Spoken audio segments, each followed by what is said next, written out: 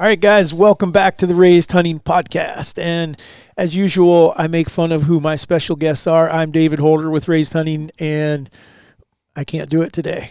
My son is still here. One of them is. Easton is still here.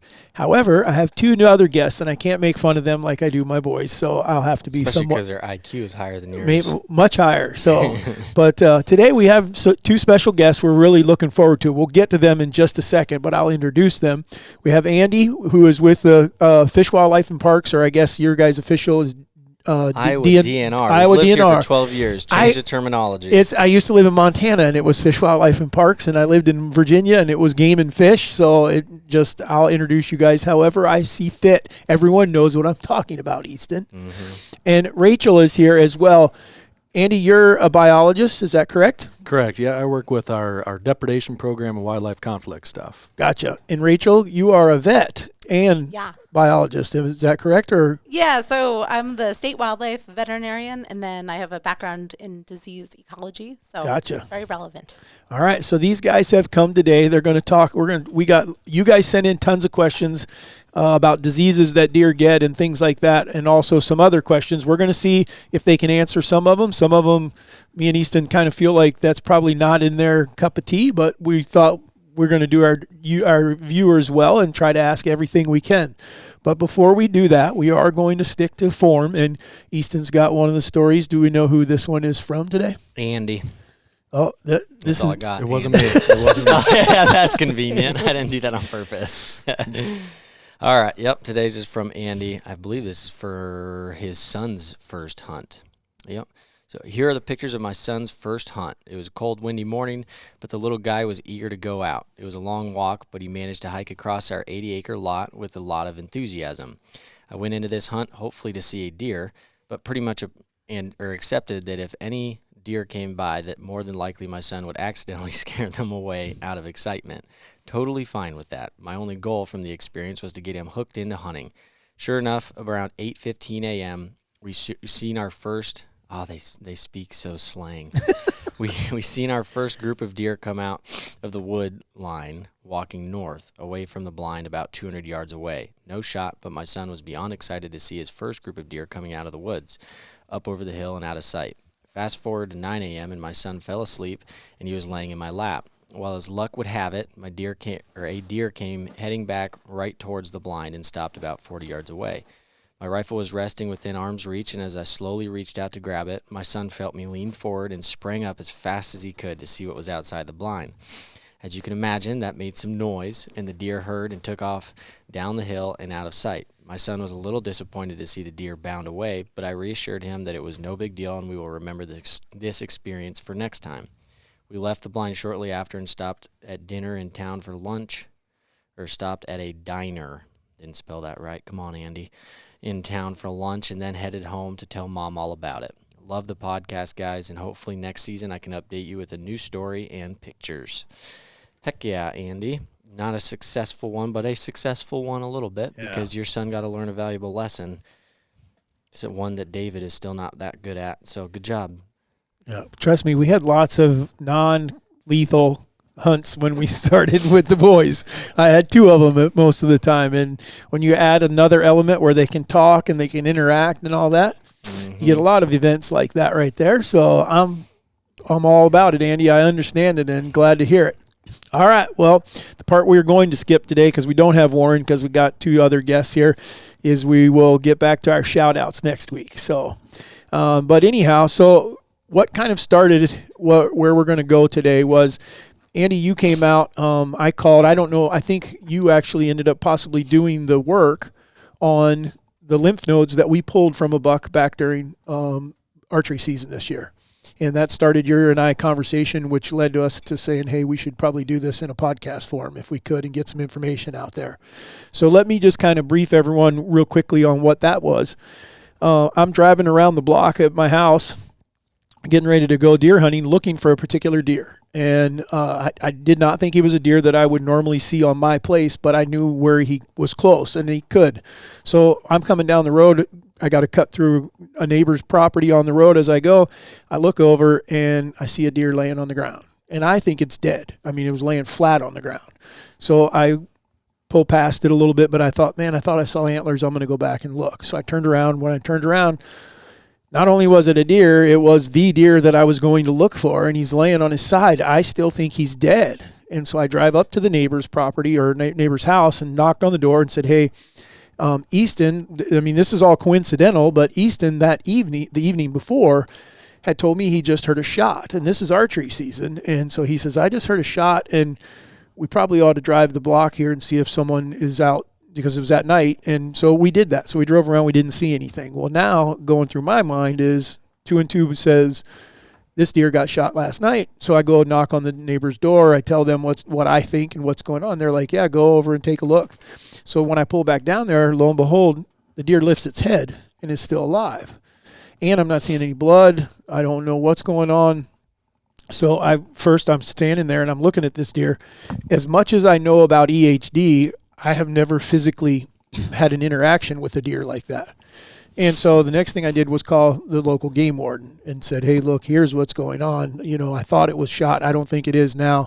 What do you want me to do? He said, just hang there if you can, and I'll be there shortly. And then we'll see whether we're going to dispatch the deer or maybe he gets because I mean, he's a big deer. And as a hunter, I'm like praying, get better and just go on about your day, you know, because I thought maybe he's just worn out from the rut. Easton had a similar incident. I poked it 2 or 3 years ago where he poked the deer, but it did get up and just go on later on. When he came back, it was gone. And I mean, they will wear themselves down to nothing at some point. So anyhow, long story short, game warden shows up. It's been a couple hours. He says, I think we're going to dispatch the deer. We did that. And then that's where Andy comes in, because the game warden got a hold of you and said, hey, you know, would you go by and take samples and let's test this deer and see what was going on. Ends up coming back positive for EHD. That's where I'm going to start with you guys. Well, you're not going to air him out? Air who out? That he's right there? Yeah. No, that is the deer that we're talking about. So bent beam is on the wall behind Easton here. Like I said, Man. not just a deer. I mean, he's a 180-inch deer. I mean, big deer. I think we measured him at 179. 79 and some. You and Warren always like to round up. Yeah, well, I'm rounding the eighths, so he's a big deer. So that, like I said, we got lots of other questions, but I'd like to start on the EHD, not only because of this deer, not because of our discussion, but also because it seems like it's way more prevalent now than what we had seen I'm 56, so in 40 years I've heard of it. One of my first questions is going to be, is EHD also what they refer to as blue tongue? Or are we talking about two different things? So you guys pick who wants to go first, but I think we should first start off with what is EHD? What is it? Sure. Yeah, and even before we get started on that, I want to say thank you. Like the fact that you're a responsible landowner, you know, you care about the resource, you make that call. If we're finding an animal that's not responding the way we would expect on the landscape, it's a great animal to test, whether it's for chronic wasting disease, which is initially what we pull those lymph nodes for, right. But then also we can test it for EHD if there's outbreaks of that going on and that sort of stuff. So thank you, truly, Yep. and anybody, if you see that sort of stuff, like we would love for that to be the first call, is to your local conservation officer, local wildlife staff, so that we can be more informed about what's going on in the landscape. Absolutely. Yeah, I'll let Rachel talk about some of the big word stuff with Gotcha. what EHD stands for and all that, and what we're talking about here. Yeah. All right. Yeah. So epizootic hemorrhagic disease, EHD, that is one type of disease that we see during the late summer into early fall. But there's another disease called blue tongue. So they are separate, different diseases, but they're I call them sister viruses. So they're both what's called orbiviruses. They're transmitted by insect vector, which is a biting fly or a midge, Culicoides species, midge specifically. And so we used to say just EHD. I think the more we've been doing testing, and we actually use that same sample that we use for chronic wasting disease surveillance, so we use the lymph node, and we can screen for hemorrhagic disease. So now we kind of use this umbrella term, hemorrhagic disease. And this year in particular, we saw more blue tongue than we have in the past. Now, back when I started my position in 2019, most of the time, and historically, and we really weren't seeing that much. So there were big years. 2012 was a massive year. Right. That was kind of the first time it really came to the kind of public consciousness. Was that EHD or blue tongue? So we think it was EHD. There was more testing that okay. happened at that time because it was also spilling into domestic ruminants. So I'll get into some of the nuances, but so 2012, 2013, those were kind of big years. Then it was, maybe pretty quiet, pretty isolated. 2019, so I'm about a month into the job, and I walk into this huge eruption year of hemorrhagic disease, which we also think was probably mostly epizootic hemorrhagic disease, or EHD. But at that time, we were only really testing to confirm that it was that and not something else. So once we had a hit in the state, we weren't doing by county or, even smaller kind of land parcels. So once we, got confirmation with a couple of deer that they were positive, we weren't really trying to evaluate if it was blue tongue, if it was EHD. We just knew it was hemorrhagic disease, and that Gotcha. kind of could give the public some confidence that, this is something that will pass. It might be rough during these couple months, and then we should move past it. So since I would say maybe 2021, and we really didn't have much activity until last year, that's when I was really able to start testing across the state. From people like you just reporting sick deer on their land or dead deer floating in their ponds and things like that. And that's where we could start seeing what the kind of relative proportions were of blue tongue or epizootic hemorrhagic disease. And then this year, we saw a lot more blue tongue than we would have normally anticipated. And the reason I say that is because epizootic hemorrhagic disease, the natural host is whitetail deer. So they're the normal kind of reservoir for this disease. And then other ruminants, including wild ruminants or domestic, can be impacted. On the other side, blue tongue is traditionally a disease of domestic ruminants, and specifically sheep. Sometimes there's certain types that can affect cattle or goats, but sheep are really what we think are the driving force behind blue tongue outbreaks. So to have blue tongue in our deer at kind of a high proportion, so we were seeing. I looked at the data today to kind of as a refresher. Right. So we had of our detections, we had 49% that were EHD. We had 42% this year that were blue tongue, then another 8% or thereabouts that were co-infection. So you can have multiple types, serotypes. They got double screwed. Yeah, sometimes triple screwed. Yeah, no kidding. So we're doing a lot more to kind of understand, both what's the type, the serotype that's circulating, and does that have, does that reflect when it's a severe or a more severe year, is because it was a particular serotype that we had in our population, and these other things, is it blue tongue that we see, more mortality from, and things like that. So we're in the early stages of kind of understanding more about this disease. And very relevant. It sounds like you're learning more about the differences between the two as well, right? Yeah. Do you even know if one is more lethal than the other or worse for them than the other? So we know that both of them can cause mortality, and it can be pretty localized and it can be pretty high. So it doesn't discriminate across age and sex classes. Basically, any deer that's exposed, that's bitten by one of these infected midges can contract it, and a lot of the time they die. But there's a fraction of the population that will survive and develop immunity and then would be protected moving forward.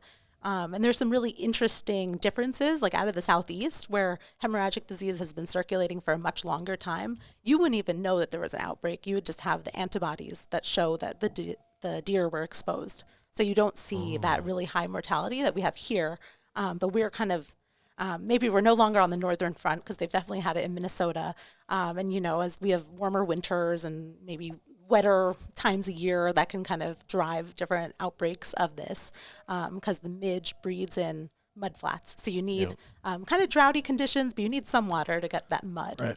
Well, that would answer your question on why the South doesn't have it and the South does have it, but they've gained the immunity to it. And so that's very interesting. Well, that would give me hope to say, am I correct to understand that possibly our deer could eventually be able to fight this off? They would, if they get it enough times that it passes on from generation to generation, and now they have built an immunity to it. Yeah, so that's the thinking, is that, this might not be in our lifespans, but in future generations, and definitely in multiple generations of deer, that then we would see lesser impacts. But, you know, Gotcha. in the interim, we're kind of in this tricky spot where we can see really high mortality. See, I'm originally from Virginia, and I can remember back being a kid, and I didn't know what it was, but they were talking about blue tongue back then. And so that's 40 years ago, roughly. You know, I mean, I think I was a teenager when I was hearing about it. So those deer seem to have figured out or sorted out how to handle the disease within 40 years. So, like I said, it might not be in my lifetime. 40 years, good Lord. Well, but that's in your lifetime. Yeah, but that's a long time. Yeah, but hopefully it doesn't take that long. I mean, I don't know if I just feel like the Midwest is the harbor or the biggest discussion, and I don't think it's because we have the biggest deer. I think it's because we do see the biggest outbreaks of it right now. Yeah. You know, now when I lived in Montana, that's where Easton was born, in Montana. They had it out. It came through out there in the Milk River area, and that one went from whitetails also to the antelope, and they got it. And I mean, and those poor deer that year kind of suffered the worst storm possible because we had a major winter where it was super, super cold, and we lost hundreds of antelope because they were just frozen right where they laid. Then they went to the railroad tracks because that was out of the snow, and I guess they could get salt there or whatever off of it, and then the train came through and killed them. And there was all kinds of video on the news crews, and then the deer kind of were going through the same thing, but what ended up happening is then the mountains got so much snow, now we flooded, and that was in the spring, and then all of a sudden they said what came back after the flood was this horrible grass that's not worth eating. So they didn't have any food. And it took places where you would literally drive down a road and see thousands of deer and antelope, and you could count them. You know, see 30 or 40. There were still some there, but I mean, it devastated them. I don't think we're going to see that out here in the Midwest or anything like that. I mean, that was just the perfect storm to just wipe those animals out, you know, so. Sure. Well, and in the Midwest, if you start thinking about it too, the habitat corridors, the food availability, where those water sources are, right. What is a drought? A drought in, you know, the Dakotas or Montana looks quite a bit different than a drought in the Midwest. In the Midwest, we still have green grass, you know. So those things start patterning out a little bit different. Couple that with those deer movements within watersheds, and I think we see a little bit different impact level, or how that disease is impacting localized groups of deer, whether it's bachelor groups in the summer or whether it's those family groups, how they're dispersed across the landscape. It's a little bit Gotcha. different in the Midwest, so we're going to see a little bit different outcome for how it looks. Okay. Cool. So what would be the I guess I've always told people that, from what I understand, that everybody's always freaked out about EHD. Oh, we're going to have it every year. It's always a blown up thing. And I feel like, yeah, we have it, seems to be just about every year, but it's not always all that severe. And so they're like, well, we haven't had rain in forever. We haven't had this in forever. It sounds like, and I'm hoping I'm correct here, is we have these years where there's tons and tons of rain and tons of water, not at high risk. Now, if we have a drought, same thing, not at a super high risk. But if you get those, like, for instance, this year we didn't have either. I mean, it was just a decent amount of rain and just kind of stayed steady throughout the summer. Those are the highest risks, right? Because that's producing the amount of mud, and it's not too wet for them, for the midges. And then at the same time, it also consolidates where they're getting drinks, right? Or potentially, yeah. And I think this year, if you look at the weather, or this last year, we had been in a few years of drought. Then we had remarkably wet, you know, like April, May, and beginning of June, and then it dried up. And so then we had a longer time without it. So you have that interesting interaction where those pools of water do start to dry up, maybe concentrating the deer a little bit in places, and kind of mimicking what that drought would be like. But it's after some big rain events where all of a sudden you do have water on the landscape. okay. So there's another component that I think is pretty important to keep in mind. So the midges, so these biting insects, they need to have already acquired the virus from a deer or some other ruminant to be able to transmit it. And so we don't expect that the midges are surviving necessarily year to year over multiple years. But oftentimes, like in the past, where maybe there was a less stable reservoir, where we weren't having outbreaks in Iowa as frequently, which I think, it seems like, 2019 to 2023, this year we had activity. That's a lot shorter of a gap between 2012 and 2019, having some really off years. And so the midges need to have the infection, the virus, already in their bodies, and then they transmit it in their saliva when they're feeding on these deer.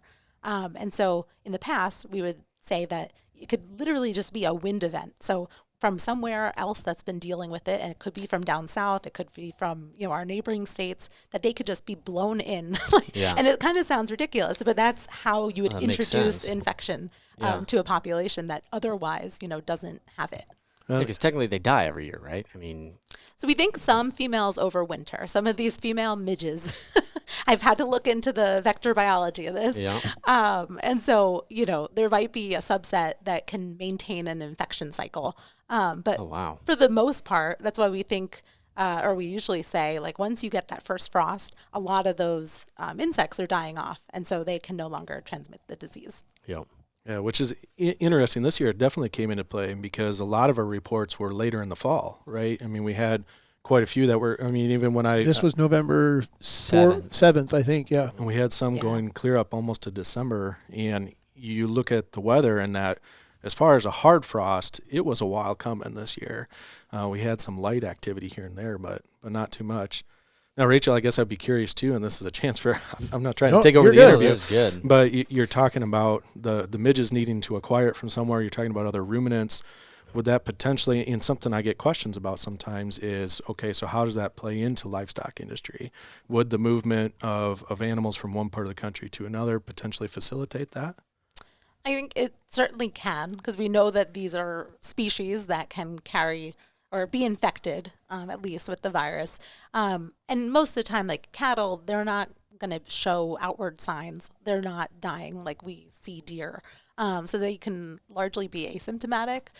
Things like sheep, they can die. So they can present much like deer on the landscape or, in their pastures. And so movement of livestock, movement of to some extent deer, when they're moving around different areas, because this is a really oftentimes it's a really kind of patchy and localized disease. So you have like one watershed that might be impacted and a whole, or even a property that's impacted, a whole other property that hasn't seen a dead deer at all.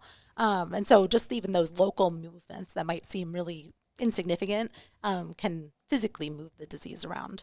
Another thing, just to say too, is that most of what we do with monitoring for hemorrhagic disease is with the dead deer. And so the portion that is exposed and develops immunity, that's kind of an untapped, so we have no idea how many there are. We don't know what the proportion is. Right. So maybe only 20%, actually die and 80% survive and maybe have immunity and are protected in the following couple of years.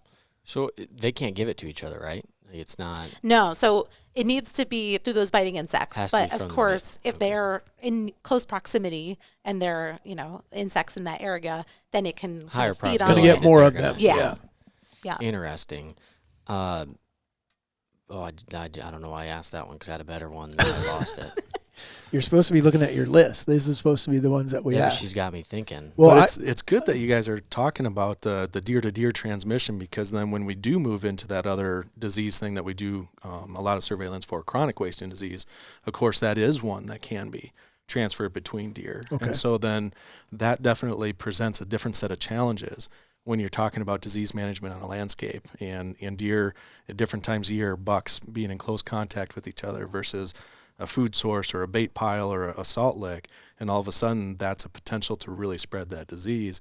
Whereas at least with EHD, we're not having that concern. So that's I think a positive in the bucket for EHD or hemorrhagic disease compared to chronic wasting disease as people fumble through and figure out the differences there. Gotcha. I think that I know you guys are probably going to tell me this is impossible to know, but out of the ones that are living potentially, is there any indication whatsoever that you could see a deer next summer or something that, like, man, they look like they may be on the recovery or something, that you could pretty easily assume that, hey, there's a good chance that one lived from EHD last year? Or is it just you probably never know unless you can test them somehow? That Well, so So the testing piece is something I'm working on. So Nice. I'm acquiring the samples first. So If you I need me don't to have go rope anything. any deer, let me know. I'm in.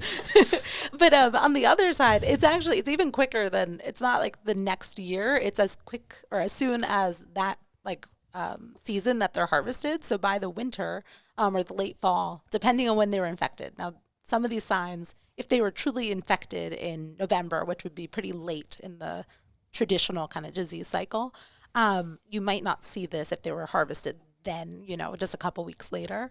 Yep. But you can see signs of what we say is like the chronic presentation of hemorrhagic disease. And that looks like things like a roughed up brisket, roughed up knees from walking on their knees and kind of rubbing down the skin on their chest. Okay. And that's because hemorrhagic disease targets the lining of the blood vessels. And so it causes extreme damage, but it also causes laminitis, which is something that, like, if anyone's a horse person, might be familiar with. It leads to the hoof wall getting compromised and sometimes sloughing. So you can have a whole hoof that's, off and you're just seeing that bone. Or you can see like deep grooves in the hooves where there was like that disease insult. Evidence that there was like a stressful period in that deer's life. Gotcha. Holy cow. So this does a lot more than just basically suffocates them, and Yeah. isn't that technically, or how do they technically die from this? So because it's affecting the lining of the blood vessels, one thing is they get extremely feverish, and so they seek out water. They also just get weak and, they're compromised, their feet hurt, if they survive that long. But their lungs also get full of fluid. Some other things that if you've seen a live deer, you might hear them, a live deer that was impacted by hemorrhagic disease, they might be like really struggling to breathe, kind of like almost unconscious because they're not, just everything hurts and is painful and kind of inflamed. You could hear him in the video, couldn't you? Yeah. He was actually, his was more of a grunting noise, like trying to get up, but like he sounded like an old man, when he would try to move. Yeah. Breathing wise, not so much, but his tongue was hanging out. Yeah. That was the first thing that, like, I went, okay, he doesn't even have control of his tongue. Yeah. This is this. I knew this was later stages of something. And that's where the blue tongue comes from. Right. So that's from that compromised vasculature. Their tongues can turn blue. And that would be true. It's not like it's only for blue tongue. It could be for EHD as well. Yeah. And swelling under the jaw. Those are some kind of field signs that you might see. Right. Of an infected But deer. to your question, it would be tough the next year, let's say from the stand, to be out there hunting and be like, well, okay, that deer made it through last year. Maybe I should let it pass. That's going to be extremely difficult to tell that following year from the stand, that sort of thing. However, what I would point out to you is whatever you're seeing for deer numbers and deer movement that next year, if you were in a spot that you found dead deer last year, that by itself is a pretty good indicator depending on timing. If it's early enough in the hunting season, let's say it's beginning of bow season, then those are probably still local deer. If it's in later on, then it could be deer from anywhere, and it's hard saying if it's one that survived or not. But you almost have to predict it more just based on your knowledge of movements and deer in the area as opposed to a physical outward sign. Okay, so I'm making some connections here with our season this year, because I will say in our area we had probably for me it was literally the slowest year I've ever seen in 10 years. And we weren't missing very many bucks that we knew of. So one thing you mentioned earlier is, I'm assuming it's fiction. Does it target maturity brackets of age caliber deer, or is it targeting bucks, or doesn't care? It's whatever. It's the last one. Okay, so anything is susceptible. Okay. Especially in Iowa, where the immunity and kind of that exposure tolerance hasn't developed. Okay. Which is, we'll just lay out some of the nuances.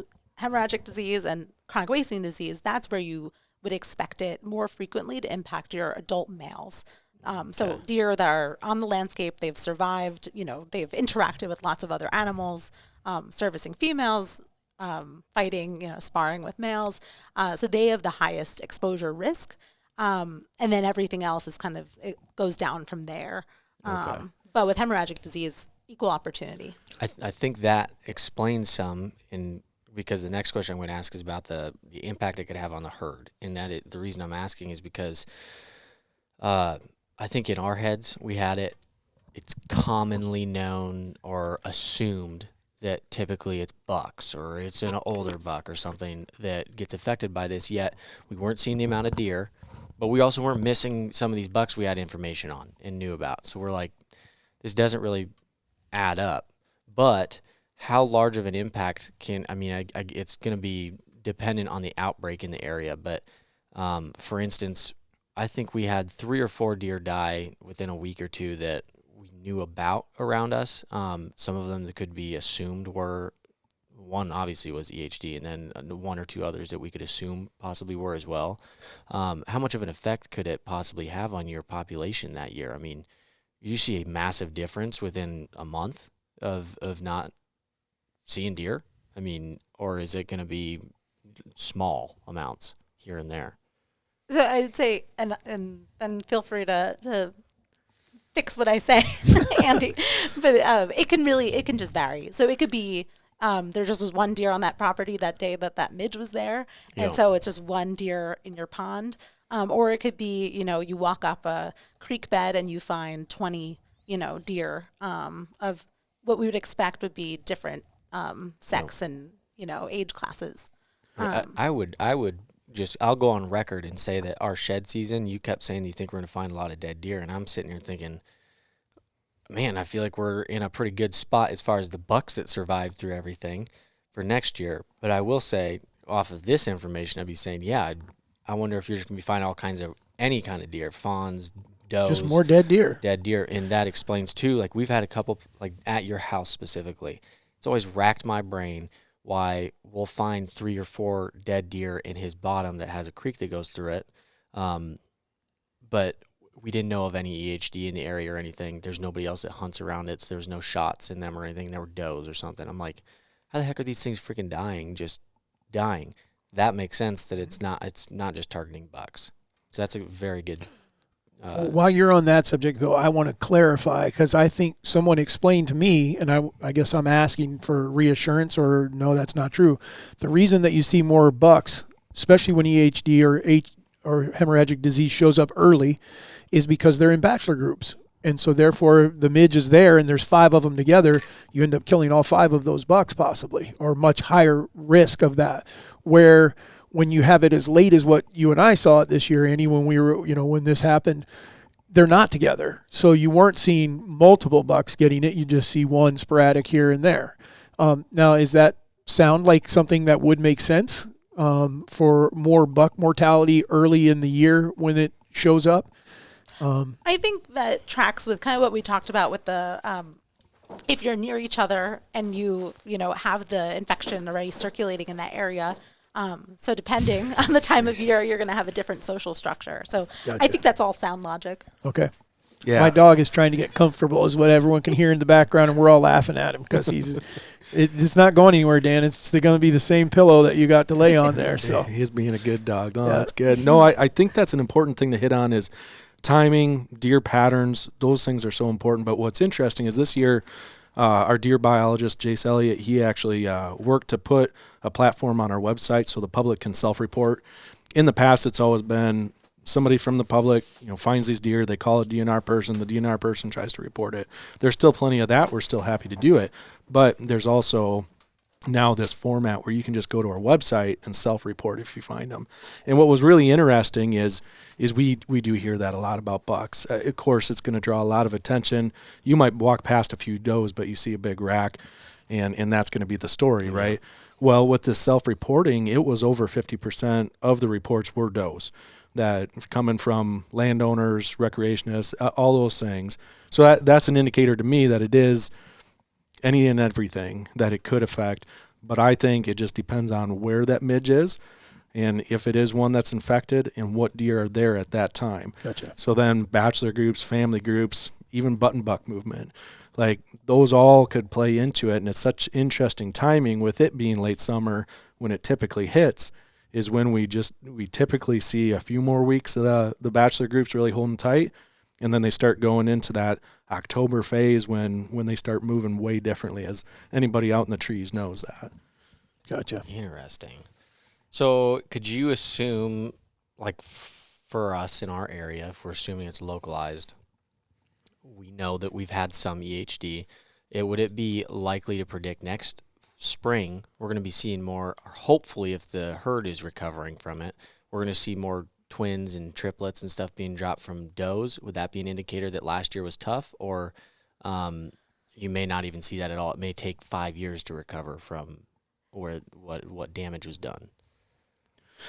I think the first thing that I think of is just that deer are going to seek out, like if there's a vacancy now and there's good habitat, they're going to fill that void. Yeah. So it's not necessarily new through reproduction, new deer, though that's certainly, going to happen either way. But you can also just have deer move into an area. So more crowded areas, maybe like, there's some fresh spots over here. We know that the deer across Iowa are highly mixed. So there's not really any geographic barriers. Even the Mississippi, Missouri rivers, doesn't stop deer from mixing. So, so there's nothing that would really keep a deer out if it's suitable habitat. Okay. And there's a couple different things going on there. An example, if you want to look back at, and I think actually I talked to you guys back in 2019, Warren County, Madison County, Clark County in Iowa all got hit pretty hard, right? Warren County especially. And there was a lot of concern going into that hunting season. We actually had a lot of folks just say, nope, I'm hanging it up for this year. I'm just walking away. Bow hunter observation surveys also showed just the guys that were still out in the trees noticed a marked decrease in the number of deer they observed. But what was fascinating is the next 3 years, it just went right back up to where it was. So when we're in these counties that have either higher or healthy deer numbers in them, it can recover pretty fast. They move into those new areas. Twins are the norm for does in Iowa for what they're dropping. So it can fill that void back in pretty quick. Now, where everything has an asterisk in wildlife, right? Never say never and always say could be. But in western Iowa right now, our deer numbers are quite a bit lower. And that's where I think some more of the concern is when you have back-to-back outbreak years in areas or regions where the deer numbers are already suppressed by other factors or additional factors, because there's just less of them to be able to fill those voids in. The movement doesn't necessarily fill the gaps in because there's no deer moving from anywhere else anyways. So I think we need to be paying attention to the Mononas, the Harrison counties, the Fremont counties, and what does recovery look like in those compared to maybe your Madison counties or northeast Iowa or something. It's going to be different. Interesting. Well, that gives me hope. Yeah, that makes me feel a lot better, because I seriously think that we got hit pretty freaking hard, because his places, I mean, not that he's some extravagant farmer or something, but typically when you go sit in some of the fields that he's got, it's like you're probably going to see 20 or 30 deer coming out, and it's not that big of a field or something. And this year, I mean, holy cow, did I have a lot of zeros and not seeing anything or no movement whatsoever, or there was a few bucks here and there kind of thing. But like does, like we stopped shooting does on your place after like 3 or 4, I think is what we ended up killing. And we're like, I think that's plenty, because we're just not seeing the numbers. Dots are connecting, so I'm feeling better. Well, it's interesting how hunters respond, right? Pen? We in Madison County, for instance, we didn't see we saw about a 5% decrease, 5 to 6% decrease in harvest this year. So people see what's going on and react to it. And what's interesting then, as far as a population management in the disease out there, is like, all right, what killed the deer? What lever is getting pulled? Is it disease or harvest? And if you replace one with the other, it might be a net zero outcome, depending on the numbers, right, and percentages. But it might be at a place that you would have already been there anyways, with kind of that self-moderation by hunters. Whereas other places, if that disease lever is getting pulled and you continue harvesting more, then you might see more of that downward trend. Now, when I'm working with, farmers where we need to lower deer numbers in an area because there's really high deer densities and a lot of deer damage, that would be a good mix. But in areas where, maybe the deer numbers are already low, there's not that sort of deer damage, or your outcome, your goals are different, then maybe you don't want to be pulling those levers the same way. Interesting. I'm impressed that you said that it sounds like hunters kind of do a little bit of they adjust as they are going on. I felt like a lot of guys would just kind of either not pay attention or not think about it, because I can't say that I was specifically thinking after I shot like the second doe there or whatever that, oh, we're not seeing deer, we need to stop because of this. We more like, I think that's enough, we're not seeing as many deer this year.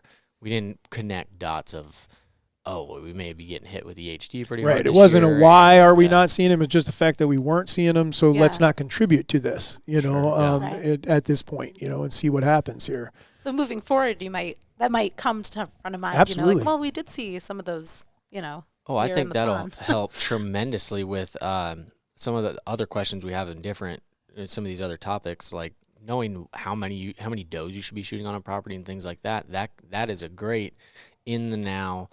That average dude, if he's hunted in the same spot for a couple years or something, and has a general baseline of the type of deer or the amount of deer they're seeing, hey, maybe I shouldn't be taking this many or should be taking a few more, whatever it is. That's a great rule of thumb for them to understand, especially if they know that there is some disease going through in different areas. Sure. Well, and we have, lessons learned from other parts of the state, and I think that's starting to kind of catch on and at least be talked about at a bigger scale. So one of my counties that I would point out, far western Iowa, Woodbury County. You go back to 2008, 2010, there was a lot of deer in Woodbury County, Monona County, those counties along the Missouri River just north of there. And we have a number of hunters that are contacting us saying, hey, I'm hanging it up. I'm done. I'm not seeing deer. And so what was interesting is we had antlerless quotas that we weren't, for whatever reason, we weren't really allowed to pull them back. And then we had EHD events, multiple year, 2012, 2013. And so they compounded on each other. You also had river flooding. So it's similar to that Montana experience You're talking about, David. Right. And so you had all these things happen, and guys didn't, self-regulate. They didn't say, well, I better back off. And now we're at a point today where the deer just aren't out there. I mean, yes, there's still pockets of them here and there, and there's habitat in places, sure, but it's not what it was. And maybe at one point it was too far the other way, but this isn't the middle ground that everybody's looking for either. Right. The other complicating factor out in Woodbury is that it's also a CWD zone. So we've had all of it. Yeah, so we've had multiple detections now since 2019 of chronic wasting disease, and that's a disease that really, lowering your population densities is protective. It builds that resiliency in your population so they're not all coming into contact, spreading it, moving the disease around and kind of exporting it out to other parts of the state. So it's a complicated beast over there. Fair enough. Yeah, they got a lot of things going against them right now, it sounds like. I have a couple more. Do you have more? I have more questions just specifically on EHD that people had. That's what I was going to do. So I think we have the same one next. One question that I know this came up more than once is, can people get it? So if someone eats the deer that has EHD, are they going to get EHD? Or they feed part of it to their dog or something like that. Can you give it to them that way? So no, people and pets, anything really outside of ruminants are not susceptible to these viruses. And even if a deer were to encounter a carcass, so this is something that we talk about with carcass management, very important for chronic wasting disease. Mitigation does not impact the disease spread for hemorrhagic disease. So once the deer is dead and the blood vessels have desiccated and no longer can be fed upon by these midges, it really doesn't change the outcome. So we do not, people don't like seeing, dead deer, especially if it's something like in town or in a more visible location. But from a disease, transmission side, it doesn't change the outcome. Okay. Would you guys ever support efforts to control EHD outbreaks? As far as if there's natural ways to do it, if somebody had some like a spray or something, or sprays to get rid of the midge or feed that would give them antibodies to be able to protect themselves, or is that something we need to leave Mother Nature to, or God to figure out? Yeah, it's a good question. Dangerous territory. This is where, as state employees, we could just say, well, it depends. But we'll try not to be too political. I guess what I would point to is the efforts that have been made in places where it's like a penned hunting scenario and they have control over all the different levers and the massive amount of inputs that have been put into place to control things like EHD through, insect treatments around water bodies, fresh water bodies, supplemental feed, and the limited benefit that they've gained from it. So very, very, very high input, very little back that you get. And when you even then take down high fence outside of that pen facility and you're looking at a wild herd that does move, and where Rachel was talking about earlier, like something like a wind event can potentially change the course of where this disease pops up, we're going to have a very tough time putting enough resources out in the landscape to do something about it. From my aspect, I take a lot of comfort looking at southeastern U.S. on where they've come to now with this disease, and I see that light at the end of the tunnel for EHD, where it's like, yep, there could be these outbreak events, and maybe they're going to cycle through every 6 years or something in the Midwest, but that looks to be the most ethical and responsible choice going forward, in my opinion. Fair enough. What do you guys know when the first EHD in Iowa was, or reported at least? So I know the first big outbreak was 2012. I think that there were maybe some detections.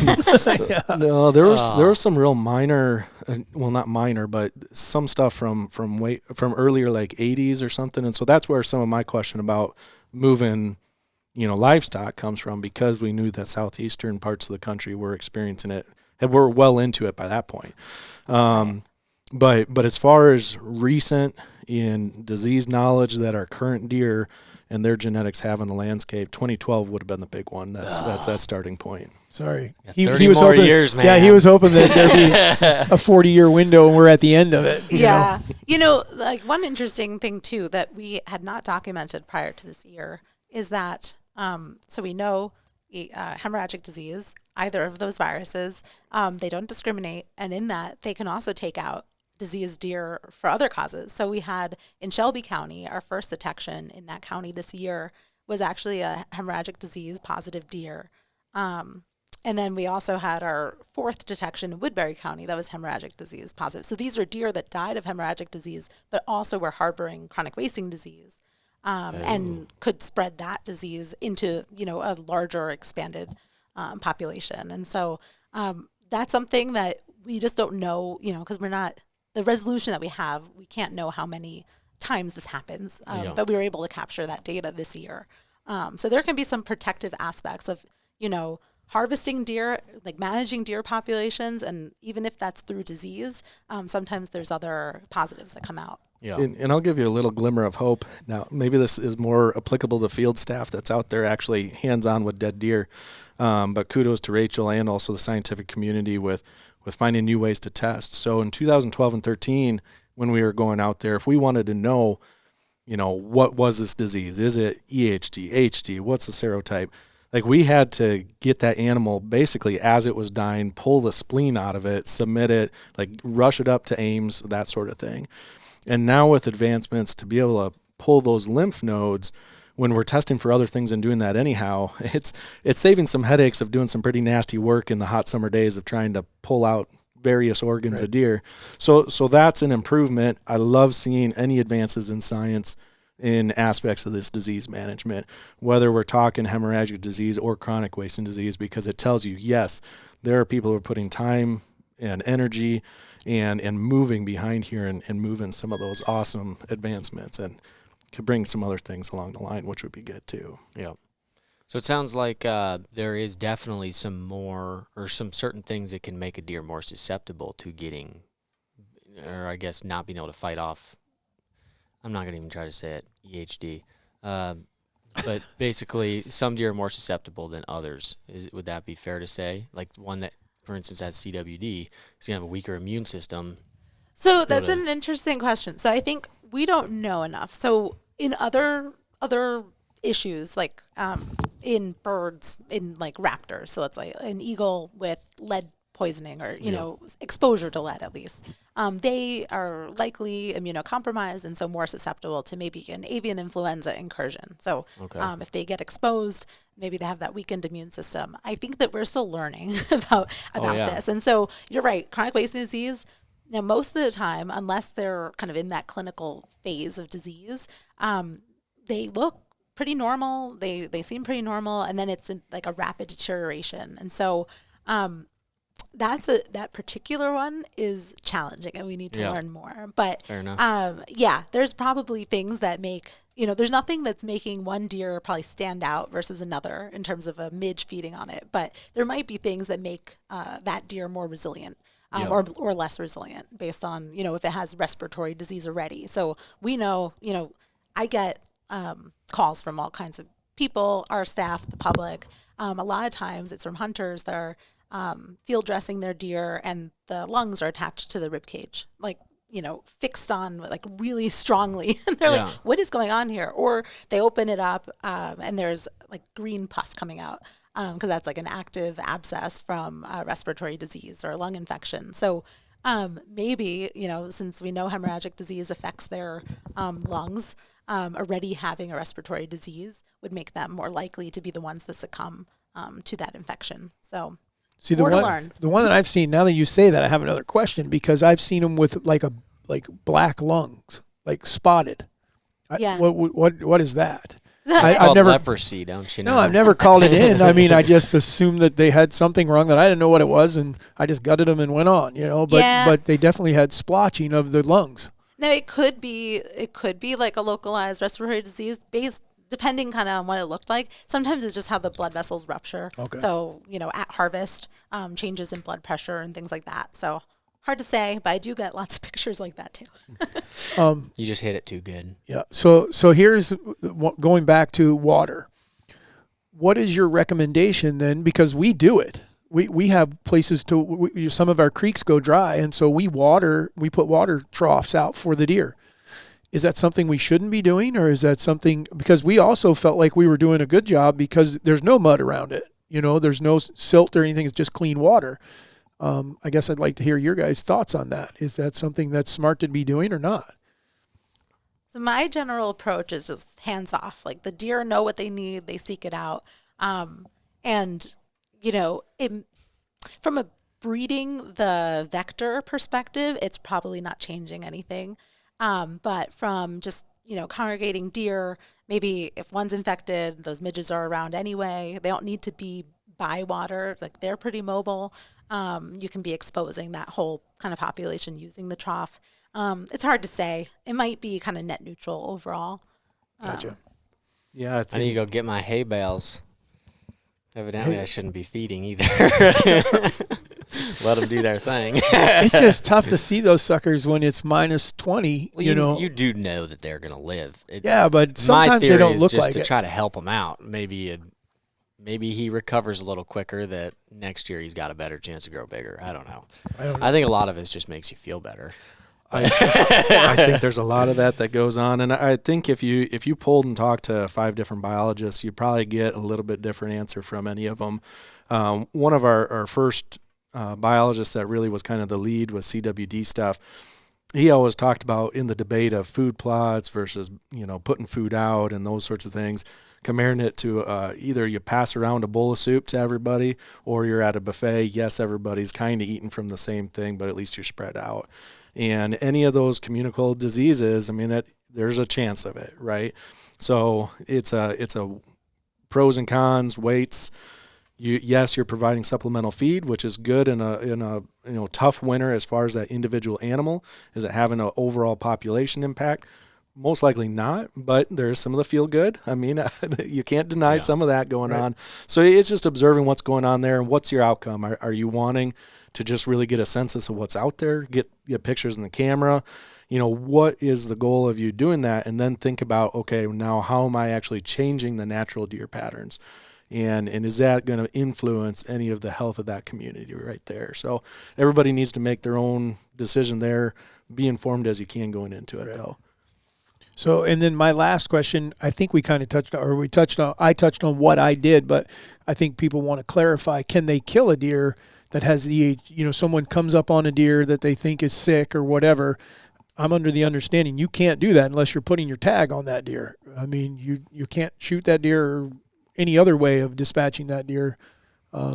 I just want Unless to you make have sure. the DNR officer to come do it. That's what I'm saying. I mean, Contact someone and they tell you either do it or they come and do it themselves, however that would be handled. But you need to contact someone. My point is you can't just walk up and say, oh, the poor deer, and shoot it. Sure. Yeah. Now that one in November, if you had your bow tag on there and had your bow and you decided, you know what, that's going to be my animal, and it was, that you could have made that choice. But I think by calling the officer, then it facilitated this whole conversation. Right. Again, we got more information about disease because of it. So that was a really useful tool for us. Now, is it going to be the same exact thing every single time? Will that officer make it out there in a timely fashion and put that animal down? Is that always the right choice? I mean, sometimes let nature take its course and an animal recovers. Now that one, you saw it for several hours. Yeah. Its story was already written, but there's a lot of them where we don't know quite yet. And could that animal be the one that does pass along its genetics, and you see it in the field next year? We don't actually know the answer. If it's that far gone, there's a good chance it doesn't make it, but we don't know. And so sometimes the best answer is let nature take its course. However, if you check on it and see it again, then contact your local conservation officer. They can work with you for euthanizing that animal, or local wildlife staff, and then facilitating grabbing that sample and getting it tested. Gotcha. One other thing that I ended up not touching on previously is just how rapid, so when deer die of hemorrhagic disease, it's extremely rapid. So they get exposed, and then 7 to 10 days later, sometimes 5 to 10 if it's blue tongue. So they'll be perfectly normal for that first week, and then they become clinically ill, and they will deteriorate within 8 to 36 hours. So if the deer is going to die because of that infection, it happens really quickly. So sometimes I get that question, kind of like the eating, can I eat this deer if it has hemorrhagic disease? There's no consequence to you eating that deer, but the chance that you're going to intercept it in that kind of critical window when it's already getting sick and seeking out water and, not behaving normal, you're probably not going to want to harvest that deer anymore. And you'll be seeking out other opportunities to help it reach its end. Gotcha. Yeah. And that's important too for when we're trying to gauge, a report comes in because somebody found a couple of dead deer on their property. Some of the questions I always ask is, where did you find it? What's nearby where you found it? Water being the big thing in the conversation there. But then also, what does the animal look like?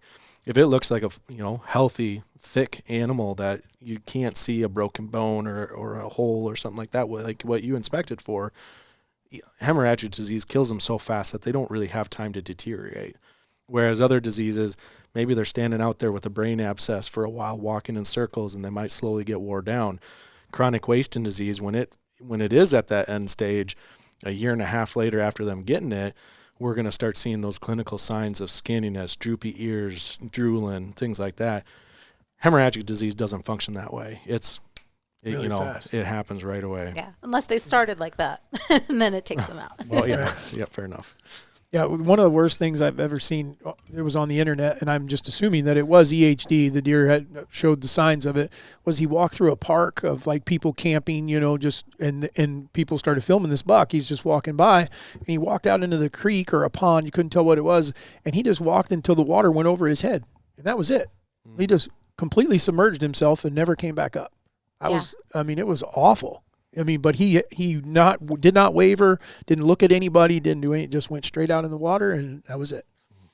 Yeah, that's weird. Yeah, it was really. Times that Sounds biology like makes you go, ugh. Yeah. There's a little extra going on that one. Well, I think I got all mine that I have checked off. So if we missed anybody's questions, we're sorry, But I think get over it. You should have sent it in earlier. Boom.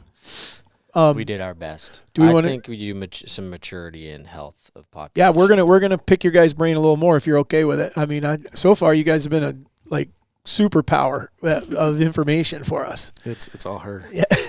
Well, this might be your time to really shine. Well, the first. I kind of assumed that this might be your Yeah, I was going to say this one. I think is kind of be right on your. I think this is going to be Andy's alley. We'll see. I don't know. I'm waiting for Rachel to tell us what a ruminant is. So I was too. I forgot what the word was. What is it?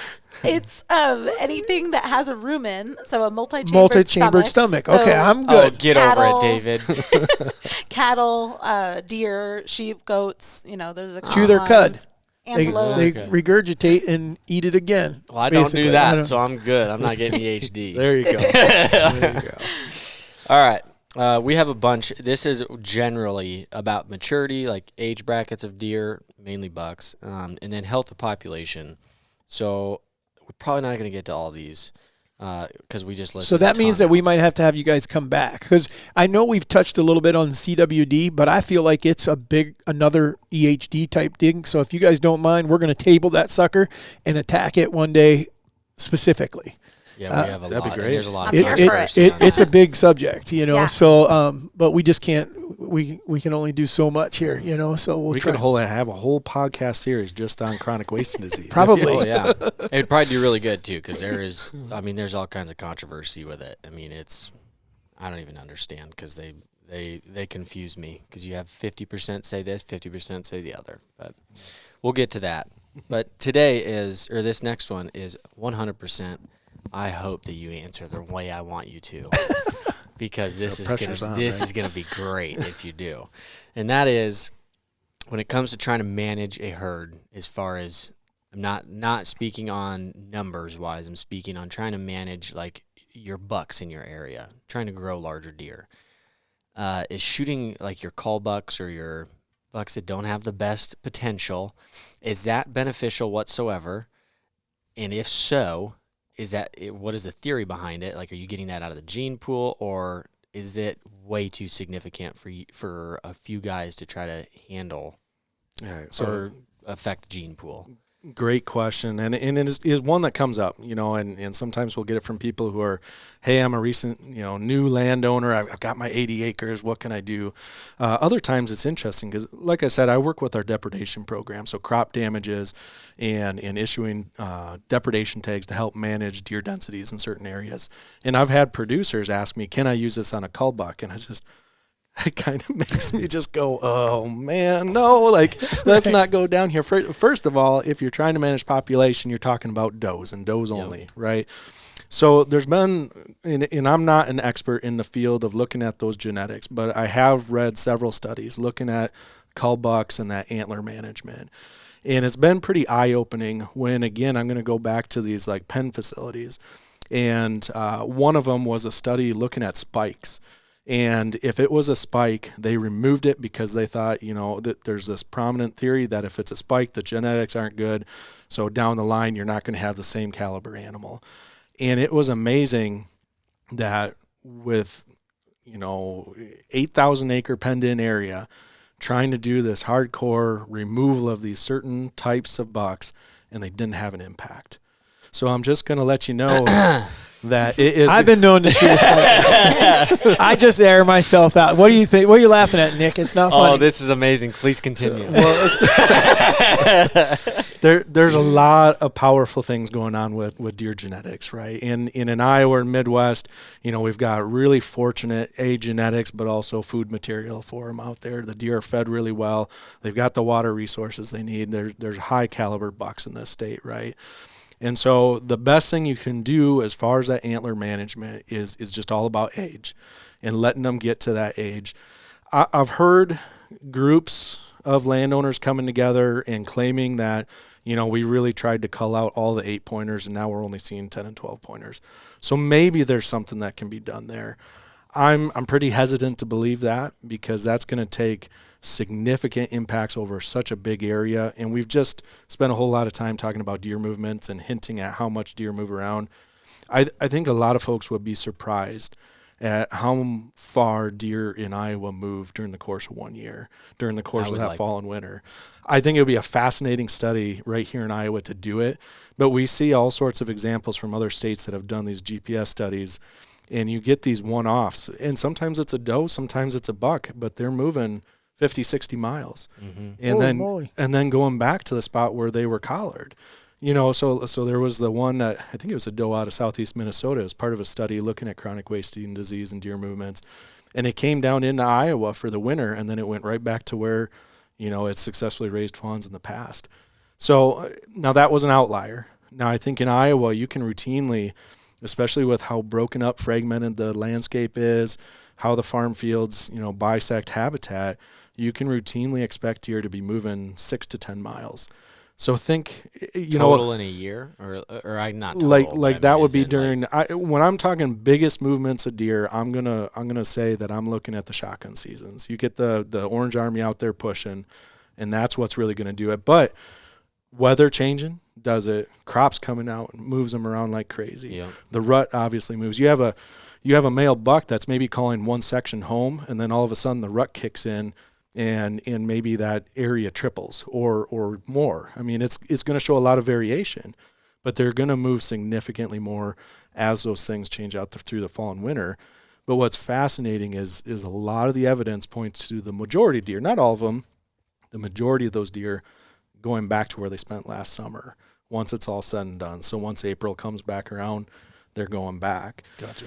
That has a lot of big implications for management, whether you're talking about population or antler management. So I would say utilize those tags to go out there and try to focus on that high age class buck and let that be the focus. Don't worry about the culling aspect because that's going to be a long, difficult slog that I don't think you're going to win. I love to hear that. Not for the sake of saying that I'm right, but for the sake of saying that I felt as though there's only one type of buck I care to get rid of. And that is if it's not like one of your big mature deer that you're trying to chase. And that is a bully buck that is like beating the crap out of everybody else and literally pushing other deer out. And that could still be wrong too. But I feel like there's no way to physically help your buck's genetic or gene pool by shooting one extra buck a year or something.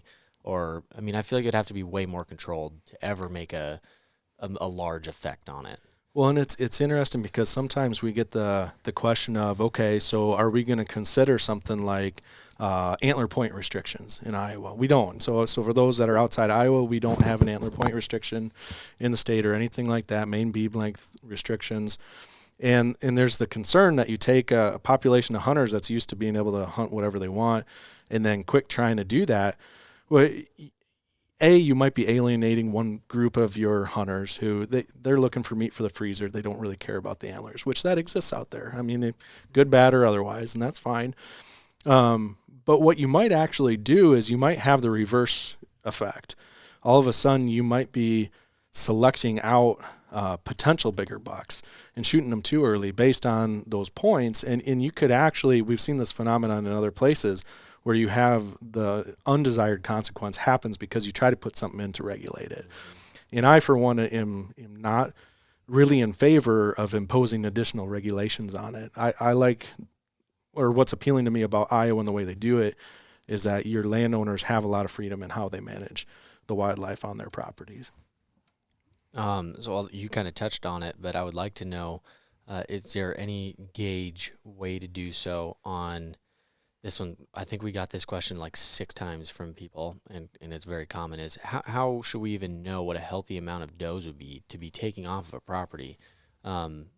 Obviously, like with our example, we just weren't seeing as many as we normally did, and it felt as though, again, I say feel, that's not a very good it's not a scientific way to go about doing it. It's like we feel like there isn't very many deer here, or we just suck at hunting. So, I mean, it's one or the other, but you have no way to know. Is there any rule of thumb that you could give somebody you need to take 5 or 10 or a few? Sure. It's a great question. One we come up against really often when we're working with farmers where it's like, well, how many do I shoot? And I'm going to be the first person that tells you if I come out to a property and hike it for 1 hour and try to compare my experience with what you guys are seeing day after day of being out on this property and really knowing it, I can't do that. You guys know what's on the property better than I do. There are some general rules of thumb as far as, like I always talk about levers, right? So if you want the population to move up or trend down, there's kind of certain percentages you can look at. So if you want to hold a population in an area steady, so let's say you're looking at a whole section, and it's like I want to keep it at what I'm currently seeing. If you at least have a vague idea of how many does you're seeing out there, and I would qualify this at does during the summer. Let's look at mature does during the summer. So that their home range is should be there. Right. Okay. That's the idea here. It gets so confusing because then, like I said, they move around all sorts of during the hunting seasons. But if you can harvest between 25 and 30% of your does every year, that's going to hold it about steady. If you're getting to above a third, that's actually going to take it to where you're harvesting enough to lower the population trend in that area. So if you're routinely seeing 10 adult does out on a property or in your section, so that's not counting the fawns, then you can harvest 2 or 3 of them a year to try to keep it about steady. That's what it shows in the Midwest based on fecundity and reproductive rates, looking at, mortalities from other events, roadkill, things like that. Now you have an EHD year, all of a sudden you got to switch it up because you've had a different impact on pulling away from that population. But that's kind of the best guideline that I can go from based on studies done in the Midwest. I know it's not a specific number, but I would encourage the more any landowners or hunters can be taking additional information from the deer they harvest, collecting weights, reporting how many you're seeing out there, really keeping track of how many hunters are actually taking in the properties. That's going to help better inform your information for that property and help make those decisions down the long road. I think this could be a tip for everybody because we get this question so much about how many does are supposed to be taken off a property. Now, I'm going to use what I've heard. I think it might have been Craig that told me. I can't remember who, but correct me if I'm wrong here. On sometimes when you guys are trying to gain some form of idea what population looks like in an area, you guys have routes in like a team that will go out, same route every year, same time of year, time of day, and everything to count. The best you can do to see how many deer are out there in that area and say, okay, well, it looks like we're a little bit less than last year at this time. Is that accurate? That is what you guys do? Yeah, it's one of the pieces of information we use. So Iowa, we're actually it's time to brag, right? Other states kind of look at what we collect for information here in Iowa and are envious of how many data points we get. So spring spotlight surveys is what you're referring to. We have transects set in every county across the state, and they're approximately 2 30-mile transects. And we go out at same conditions every year, count how many deer, but we're also counting all fur bearers we see. And so that helps us get some information on, is it moving up or down? We also have, your registrations, registering the deer you harvest, really big. We need that information. Bow hunter survey, we've got data on crashes from insurance company and DOT, we pull in. There's some aerial surveys we do in different parts of the state. So it's a lot of different pieces of information, and that helps us make the decision for our county antlerless quotas across the state every year. But it's something that those sorts of things, or maybe something as simple as a trail camera setup, you could utilize trail cameras to set up a kind of survey on your own property and actually get into specifics of trying to estimate your deer density that way too. So there's different surveys and different ways you can look at it. Okay. Because that speaks kind of to, I have a particular trail camera that I've told people about on our podcasts and on social media. It's been there now for 3 years, and I've never pulled that trail camera. And it sits, and it's not on a feed or anything like it, just on an alfalfa field where they jump the fence and go out and so you would be able to look at that because it's never failed. That's the cool thing about this camera. It's got a solar power unit run, and it just sits there. I could honestly be able to take that data and say, we've seen this trend over the last 3 years. There was more does last year, less does last year, or whatever, I think you got to be careful, though, when you're using trail cameras, because no matter what company it is out there, they're missing deer. Yeah, for sure. We know we actually saw deer in front of that particular camera and never got them on the camera. Oh, and interesting. But I've seen that with literally every trail camera I've ever touched. And no matter how good I think they are, I'm like looking at a deer in front of it, and I never get that picture. But anyways, okay, I've had my recommendation. I had to clarify. You take forever. Oh, moly. I'm making sure I'm not speaking out my butt here, all right? So if you want your DIY at home, how you could potentially do this. Now, if you're not anywhere near your land that you hunt or anything, that could not help. But like for us, we like to look at deer during the summer, and we typically run the same route during the summer. Use your Onyx or use whatever you're going to use to take notes in that area. Hey, I saw 40 does tonight in one field, or I saw 10 here. And then you can look at that from year to year if you keep track and stay organized on it. And now instead of asking us to try to tell you how many does to kill because we have no idea, you can take, for instance, around our area, maybe a 20 to 30% or 20, 25% in there to take some out and pay attention. There's more numbers to be put to it versus just saying, I feel. Right. which is difficult. I can't tell you how many people write into us asking how many does should I kill, and I don't even know what state they live in. I have no idea. I mean, so we get that. But here's the question I have, because we do shoot does. Now, there's still a lot of people out there under the belief that you should not ever shoot does. Just don't kill them. You need them to keep reproducing. And I've just lived in places where it's overpopulated, without a doubt, and you have to shoot some of them. So anyhow, long story short is, in your opinion, what are the best does to shoot? Should a guy be looking at trying to kill the dry does, the does that look like they're older and that don't have fawns with them? Should we be looking to try to take mature does that have fawns at the point when we're hunting them, they seem to be weaned or close enough that they're going to be okay? Or should we be looking at yearling type does that don't have fawns? What's the best doe to take? If you had, now I could argue about food wise, but I mean, that's not what we're talking about. I'm talking about as far as if you were just thinking of numbers, which of the does would you be looking to try to harvest? It's a great question. And yeah, I got one coworker that'll always tell you take the fawn because it's the easiest to drag out, right? So no, it is a really good question though. And actually a resource, I don't know if you guys have ever looked into it, Penn State University, their researchers there have a really awesome deer blog, and they hit on a lot of these topics on there, and it's where I've gotten a lot of good information from. And they do a lot of collared studies and trapping studies with deer. And they had, I believe it was either 11 or 13-year-old doe that was still producing fawns. Now, this is Pennsylvania, out in the forest, and a lot different country than what we're looking at here. But it's just fascinating what these animals can still reproduce year after year. Here in Iowa, now again, I'm biased because a lot of my work involves working with producers who are mad at deer, right? And so I don't go out there with the mindset of, okay, I'm going to help you decimate the herd. That's not it. It's where can we find this balance point? And so most of the time, your average hunter, you go out there, you're not going to know, is that a 9-year-old doe or is it a 4-year-old doe? You're going to know that's a larger mature doe, and it's got fawns with it or not, or whatever's going on there. And if you're looking at controlling population and moderating it, that's the one I'd say, let's take that deer out. And the up-and-coming ones are going to have the genetics and the drive and the reproductive ability to fill in where that one was removed. But that's going to be the impact for that next year. That's going to be the removal of the animal that on average in Iowa, you're talking removal of that deer is 2.8 deer or something like that. It's around there for the next year that aren't on the landscape. So that's what I would target. It gets new genetics, new lifeblood in there that's going to be reproducing anyways. And it's going to be some of that social structure that's going on with that family group too, to still kind of keep things flowing. The smart ones out of there. One that's busted you 10 times over, and you can. If you've got a shot at that one, I think that's a good one to take.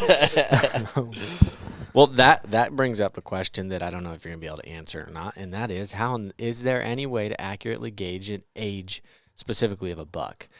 And on the hoof. Yeah. Because we said, so just so you know, that this is something that was interesting. I don't even think I've even mentioned it, but I do weigh all the does we kill. We weigh every deer we kill. We need to start sending their teeth in too, the does. I was doing that for a while. I quit doing it just because it was costing me so much. You got 30 deer that I was sending in at $15. I'd have a $500 bill to get them aged. Fair enough. Anyhow, long story short, I do weigh them all, and I did notice that even though we shot less deer because we felt like our numbers were down, they were heavier, like 10 pounds heavier than typical. And I don't know why, but they just seemed to be heavier than what they had been because they'd ridden pretty consistent. It seemed like if you killed a doe, that you could tell was probably born the year before, they were around 85 pounds, something like that, dressed. And then if you killed a pretty big doe, probably 105 pounds maybe in that general ballpark area. And this year we had some that were like 115. The ones that I felt like were a year and a half old were like 95 pounds, Okay. So they seemed healthier even though there was less of them. Sure. I don't know why. No, it's interesting because in a state like Iowa, where again we're not limited on the food resource in Iowa, right? There's plenty of food, whether that's good or bad, might depend on your profession.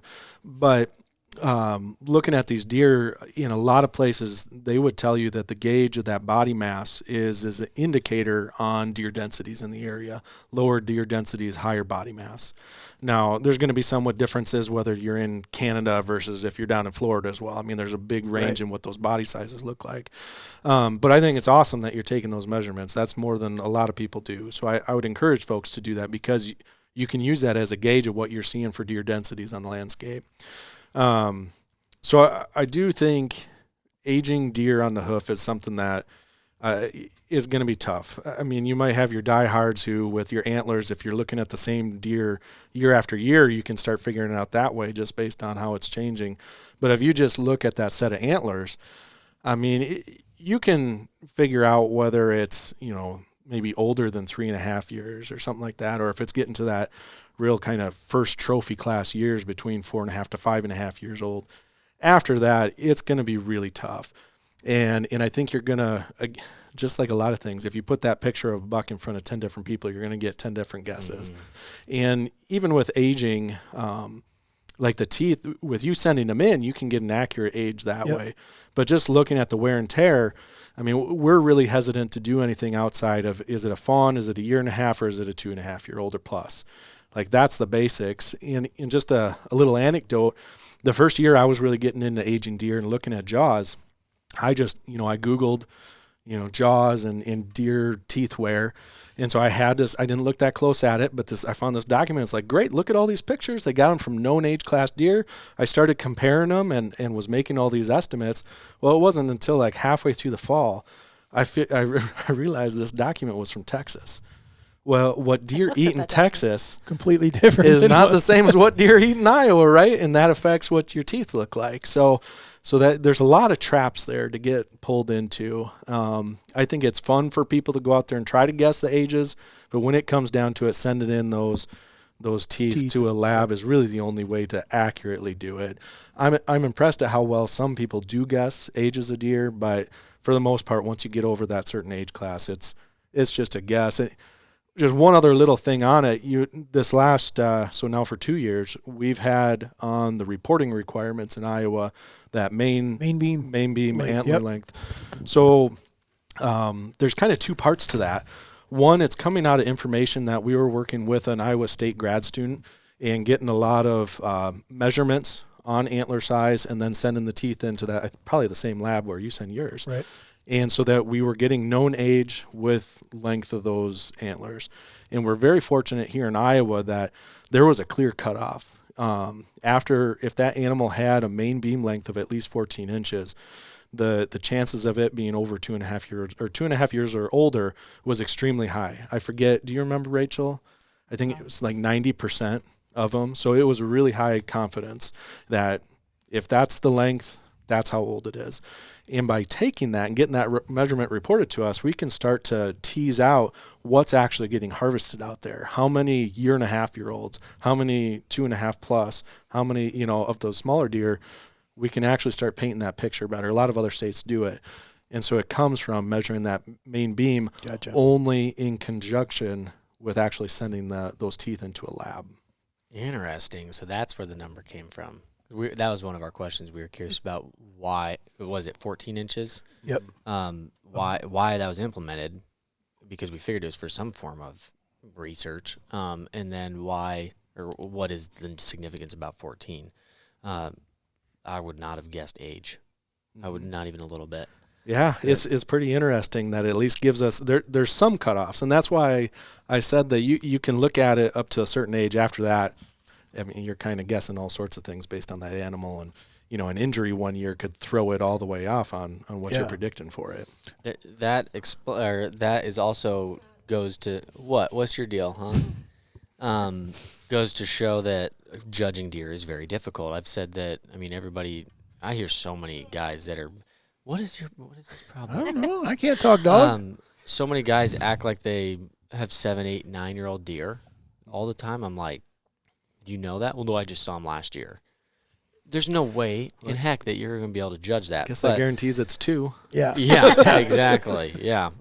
We have one deer that we know for a fact. We actually had every set of sheds. And it was just random lucky that we found him over the years because we found him in different places and things like that. But we had all of his sheds. You have a doe too. Oh yeah, floppy tongue. Floppy tongue. What'd she do? 9, 8 or 9? Yeah, was she there this year? This is the first year we haven't seen Yeah, her. I didn't see her this year, but I think we had her for 8 years, and we call her floppy tongue because her tongue hung out of her mouth. I don't know if someone shot her when she was young or it grew that way, but her jaw was messed up, and so her tongue hung out. But she could have been older than 8 or 9 because however old she was before she got shot or whatever right. happened. But I mean, we knew it was the same doe 100%, and we knew that she lived that long. But so in this realm where we live in this industry of outdoor TV, podcasting, and all that, you'll find people that will try to tell you they're absolutely positive how old these deer are. And our argument is it just isn't possible unless you know the deer, and then we even get into arguments about, is that the same deer? Are those the exact same antlers? In this particular deer's case, he's almost identical from 2 years old to 6 years old. I mean, nothing changed on him. He grew exactly the same way. He just got bigger. And so anyhow, long story short is that's the only one that we knew. Now, everyone does our guess before we send all the teeth in and what we think that deer is. And I would say on average, if anything, They don't like this conversation. Yeah. If anything, if we're wrong in any direction, we've guessed them 1 year older than they are. Okay. That's what we like. If we say that we think this deer's 5, they come back 4. If we think the deer's 6, they come back 5. Yeah, it's interesting when you're out there in the field too and working with hunters. And so we do a lot of our tissue sampling for chronic wasting disease during the shotgun seasons, go out and meet with groups of hunters. And it's very common for us to get hey, how old do you think this buck is? And I mean, everybody has their different idea what a trophy is, and that I'm not going to judge a single person. Like my first deer in northern Wisconsin was a spike, right? Like I'll take whatever I can get. But it's amazing how many of them you look at it and you go, well, it's probably a 2.5-year-old buck, and their face just drops. And it's like, oh, I thought it was 4 or 5. I'm like, oh, buddy, I'm sorry. So it's interesting, different experience levels and different amount out there with deer. You're going to start picking up on some of the things that are going to hone you in and get you better at making those guesses. You guys your deer inside and out. You're looking at all the time, so you guys are going to guess pretty close. But average hunter that goes out there a couple times during the year, right, and that's it. Why are you worrying too much about age? I guess is where I kind of come at it from. I know it's fun. I know there's a lot of cool things with it, and you're looking at those antlers. But let's enjoy that experience, like the letter from Andy this morning. Like getting that kid out there and just having that positive experience out in the woods. To me, that's going to be the more important part. I would agree with that 100%. I agree 100%. So one thing, I'm from New Jersey originally. And really? What the so, heck? yeah, How did you get here? on my way here. And like the deer here are just truly so massive. And so I do a lot of roadkill surveillance for chronic wasting disease. And in my travels, like I've been duped several times with yearlings that, because we do the age classing, fawn, yearling, adult. So I'm not trying to get too, technical. And I've had yearlings that have little 8-point racks, and I'm like, wow, you just, like, if you had survived, like, what would you have ended up? Like, that's how we feel too. So what Rachel's telling us, if we see a woman on the side of the road picking up dead roadkill, she's not taking this home to eat it or anything like that, so. We've been trying to tell Dad that about all the spikes he shoots. What could that one have been? Now, hold on, going back to what you said, Andy, I grew up in Virginia. And the deer were not this big, and I kind of grew up under that mentality that brown is down. I mean, but it was because you did not see. I'm trying to hear how he's going to justify this. No. You're nowhere close yet. Okay, no. In this particular case, I killed several spikes. Back then, I shot spikes all the time because that was my buck. I mean, I shot a spike, and I'm like, I had killed a 180-inch deer. I was like, I got a buck. And so, but what he's referring to is over the last few years, not so much this year, but we will have multiple spikes. And I'm like, why do I have all these spikes? I mean, this is beginning to bother me. I'm thinking that we're getting some inferior deer. And some are big spikes that look like they even could start to branch and that kind of thing. I'm like, okay, we'll give them the pass. But these other little dudes that just don't seem to be doing anything, I'm falling into that going, okay, he's going down. I'm getting rid of some of these spikes. Meanwhile, it's this year's fawn that just happened to actually not be a button buck. No, I've never done it. That is not the case. Not at all.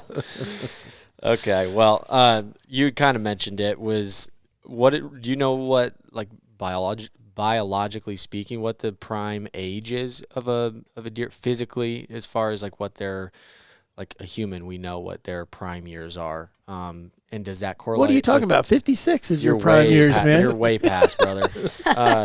And does that correlate with antler growth, or is that two separate things?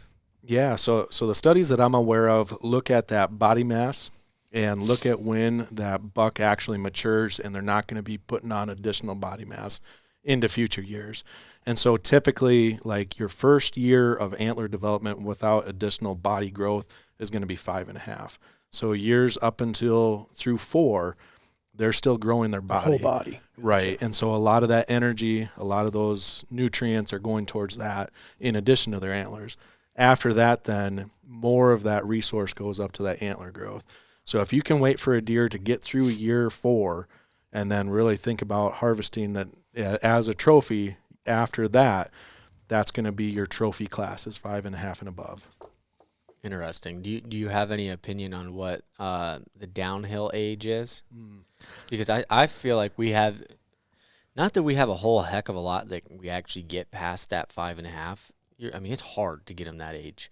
But the ones that we have had, it makes me want to throw every theory out the window about them going downhill. I mean, yes, they do go downhill at some point or another, but I also think it depends on the deer, their health, and everything about the deer, because we've had some that like just keep getting bigger, and they're like 6 or 7, and they're like, seems like that's their best year versus everybody says 5 or 6. Or is there any correlation between those, or is it truly just a deer to deer basis? Yeah, I think that individual animal health is going to play a huge role in it. Like, how wore down did they get in the rut the year prior? Yep. That's going to have a huge impact. Now, one of the things that we do see interesting is how much of that effort putting into fighting and the rut, how much that revs them up, does seem to change throughout time. The older bucks maybe aren't as aggressive, and they might not even be breeding as many of the does as your 2.5 and 3.5 year olds. They might have more of the energy and making around and doing the rounds, whereas that big buck might be defending a smaller territory a little bit better. I think it's a really interesting discussion on the declining. And again, I think in Iowa, I keep going back to the food resource. It's always there. They're going to be healthy for a long time if they can survive from year to year. And so I don't imagine that you'd see a decline due to age until that animal is really old, an age they're most likely not going to make it to. Mm-hmm. Now, I don't have science that's relevant right here in the Midwest on it, or in Iowa specifically. But I would just, if your concern is trophy, let it get to 5 years. And then if anywhere from 5.5 to 8.5, if you can be in that window, it's going to be an amazing buck. Yeah, I think that. Unless you're Mr. Liss. Yeah, but he's older than crap. Yeah, he's lost an eye. I mean, he's got freaking scars all over his face. Well, we have a deer that my other son's now wife has shot at him twice. Hit him once, just grazed his back. But I mean, no doubt it's the same deer. I mean, then we went back and found at least photos of him 2 years prior to that. That was in 2019. So that puts this deer, so if we go 2017, we're now in 25, he's 8 years old. We actually think he might be as old as 9. But even 2 years ago, we're thinking, okay, it's time for him to start going downhill. He never goes downhill, but he never gets any bigger either. He's just stayed exactly the same. He hasn't done, and he's not a huge antlered buck. I mean, he's just a buck. I mean, but he is making it, and he's showing that you can continue that size. You know, he would be one that you would say, okay, a deer can maintain that antler growth. Where we've had other ones that definitely went downhill. Warren killed one a few years ago, Bullwinkle, that had started downhill. And then we have other ones. Ralph would be one that had increased after we knew roughly that we had seen him years enough to know that he's at least 5. And yet he kept growing after 5. So there's 3 different scenarios for 3 different bucks, all in the same 50-mile radius. That kind of gives me the theory of when guys are trying to manage antler growth in their farm or whatever, if they're doing herd and antlers or whatever they may be doing, but specifically when you're trying to grow big deer or have big deer around, if you're questioning, number one, do you let them go another year or not? I mean, if by the sounds of it, you have a better chance of, when in doubt, let them go, because the chance of them going downhill is probably less than them getting larger or staying the same. So if they were to stay the same for the next year, as long as they lived, well, you didn't hurt nothing. And the chances of them going way the heck downhill is probably not the greatest. Now, that helps in the event that it takes out variables, but at the same time, then you have to think, they might get EHD. Well, yeah, they might get EHD. They may not live the next year, or do a lot of other people hunt this area or things like that. Then that I could take that into consideration, like the chances of this deer making it next year solely because of other hunters that I'm shooting, or when I'm, instead of sitting here thinking, oh well, this might be the biggest he's gonna get. Now screw that, let him go. The longer you let him go, the better chance logically there is to. For instance, the drop 12 this year was, we argued that one, and I mean, he's a huge deer. We're all like, shoot, because he's huge. We have a hard time getting him to 5. Part of that is our own fault, but with that was, will he get any bigger? Is he going to stay the same or not? And when you logically think about it in that format, is the chances of him getting smaller is pretty slim. So it ain't going to hurt nothing to let him go the next year. And one question I get a lot in public meetings is, these are public meetings about chronic wasting disease, so something that hopefully we'll be back to talk about. Oh, yeah. But I get lots of questions of like, well, they wouldn't grow big racks, right? Like if it's a sick deer, it's not going to have that antler growth is so programmed into their, their template that they will have big antlers. Like if they were an antlered, a nice sized buck before, even if they're diseased, they will continue to maintain that rack till their dying breath, it seems. That is That's good to know. Information to know. Yeah, I would have thought the same. I would have thought they'd be weaker, and start to degenerate. What about if they got shot by a gun? Because I've got a deer that he's but lived. What he's talking, we have a deer that he knows that we do believe. Looking at the trail camera photos, we actually think we heard the shot and everything, that someone shot him during the early muzzleload season and broke his leg, but he lived, and we saw him during the rut, and we have a lot of our trail cameras are on video, and we can see him limping really bad. His limp has gotten better, and he's survived. He's terrified on what is typical gorgeous deer, and he's like literally a dream deer I never thought I'd ever seen in my entire life, and of course here he is. And now they have to paranoid me with, he got shot, he got hurt. He's going to be so jacked up next year. He's going to have this and that. Drop tine off one side and this off the other. But we don't know. That's great. Yeah, you guys might be able to inform us then on what you see there. I'll let you know. As long as it's, an injury that they were able to overcome and heal from, and it didn't involve reproductive system stuff. I mean, it's amazing with deer. As soon as you do something like with the testicles and injure that, it's out the window for what that antler growth is going to be like. Or if you damage the pedicle, where your antler is coming out of. Right. But an injury like that, it'll be really interesting to see what you guys see. Hopefully it doesn't impact it, but I guess that'll be fun to track, because we know he's still alive as of like 2 days ago that we've seen him in. Well, I wish you guys were coming. Well, we're going to have you guys back. That's all I can just tell you, because next week we have a gentleman bringing a deer here that he killed that has, I don't know how you would describe it other than they kind of talk about him like a cactus buck, where they have like a multitude of points. I mean, this thing is crazy looking, and it's actually got another deer's antler wedged into like this. Well, first of all, he was telling me it'll hold water. Like the way this thing comes up off his head, you could, like, it had like a bowl of water in it when they killed it. And anyhow, according to them, I don't want to give away too much, but in years prior, this deer had an injury of some sort, and so they could recognize the deer. And one year it was like this. The next year it had a normal rack, and then it went back to this. And so, I mean, I would love for someone to give me some insight on what is going on here, because this thing is nuts looking. But they'll be here next week. So when you guys come back, I might have more questions about that kind of, because it does that. I mean, when you're into the outdoors like we are, and you're into deer like we are, all this stuff fascinates us. Where do drop tines come from? Where is that a genetic thing? Is that just something that just sporadic? Where does mass? Why are some deer's antlers dark and some are lighter? One of the things that I have recognized, I do believe that deer's antlers fade on their head if they carry them longer. Meaning if you see a deer that's still packing his antlers around in February or March, they'll always be white because they're getting bleached on his head. I believe that I've seen it now. And same with antlers that are falling off and they're laying in a field as opposed to in the timber. They're bleached more. They're more white when you find them because they're sitting out in the sun. So one of the last ones, I mean, we've got tons. Yeah, we're not going to get to the other stuff, so we don't keep you guys here all day. Is there a benefit to predator management? If so, to what extent? And is that correlating more? I mean, I know there's certain things we should be taking care of in the turkey side that we were kind of talking about earlier, but for deer sake, is predator hunting even relative? It's a good question, and it's something that comes up with any game species, right? We always feel a little bit at odds with the predators out there in the landscape, and I really try not to forget, lessons learned from the history.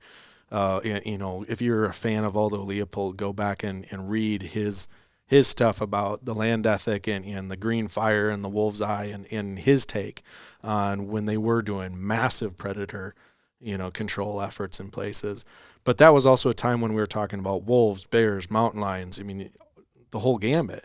Here in Iowa, we've got coyotes and bobcats, right? Those would be the two things. What I'd say is that, yes, some mortality to fawns occurs from coyotes. A little bit of mortality to adult deer, too. It's pretty low, and one of the things that's interesting about coyotes is they have to figure it out. Like, their normal prey items are going to be mice, rats, rabbits, those things that are more at their level, easier to catch. They're going to have to fail about 5 times at trying to catch deer and bring it down to eat it before they would actually do it. Now, if they get that figured out, that pack might do it more often. And same thing goes for a bobcat. Very rare for them to go after deer. They do, though. It's documented out there. It happens. A lot of times it's something like a bobcat taking out a yearling. If they figure it out, that bobcat will continue to do that. If it's one out of the whole population, is that going to make a population impact? Most likely not. If somebody's wanting to do predator management, I don't think you're going to move the needle a whole lot there.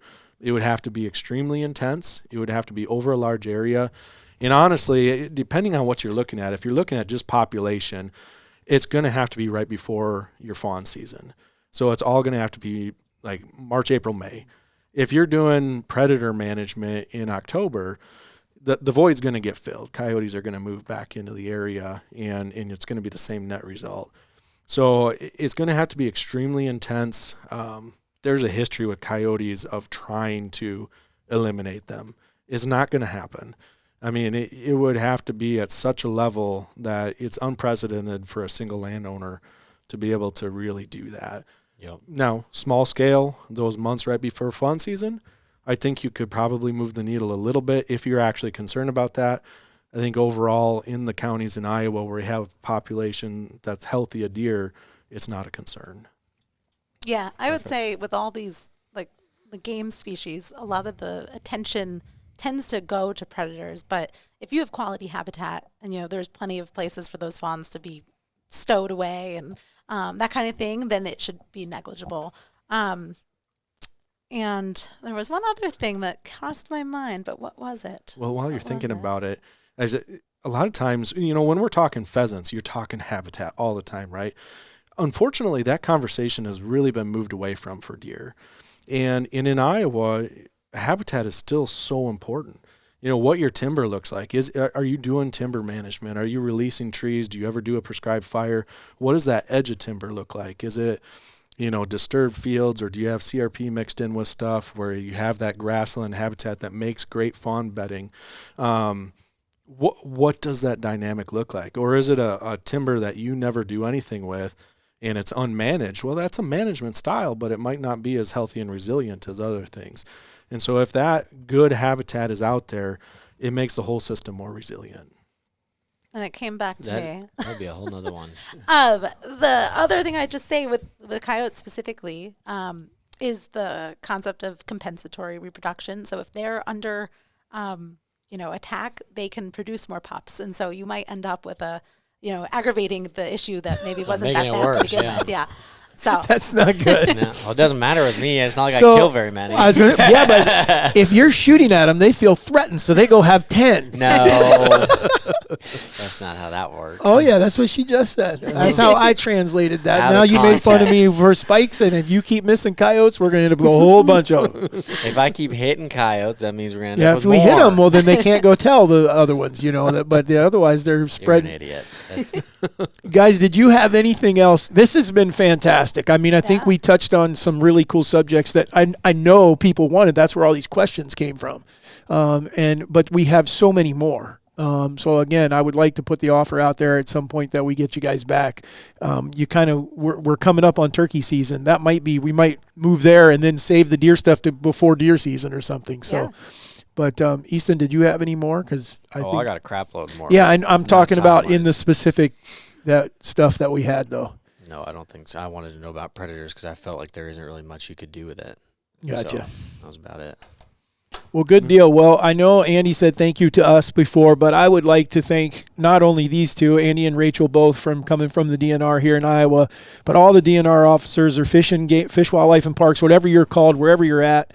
I just know from being, when I was young, I thought that's where the route I wanted to go, but I chose hunting over doing that. They're giving up their hunting and fishing seasons to go out there and make sure we get to keep doing it. And that, to me, is big hats off to them, because to take that on is a huge undertaking. But specifically the state of Iowa, you guys are doing a tremendous job. I do hope that if there's somewhere that we can pool or rank for some of those studies you talked about that you'd like to see come to Iowa and do them here, that's what we talk about all the time. We'd love to be part of something like that, not to kill something. I'd love to have a tracking device on a deer near us to be able to say, okay, we knew what he did that. I can't believe that. I mean, we see some of that, but we don't see it to the extreme that a study could find, and like I said, I just love learning about these suckers. I mean, there's so much to find and to learn. So, but anyhow, I just want to say thank you to the DNR and for what you guys are doing.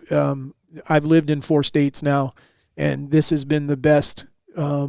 Not the other ones didn't do their job. It was all different, but it just seems like you guys are working more and listening more to the average guy out there hunting or gal out there hunting, and trying to take into account what everyone's trying to do and make it come out where it works for everybody, for the landowners, for the hunters. And we'll never get it perfect, but we're doing a good job, and you guys are at the forefront of that. So thank you for that. And with that, we will sign off, and we appreciate you guys tuning in. This is the Raise Hunting Crew, and we'll see you next week.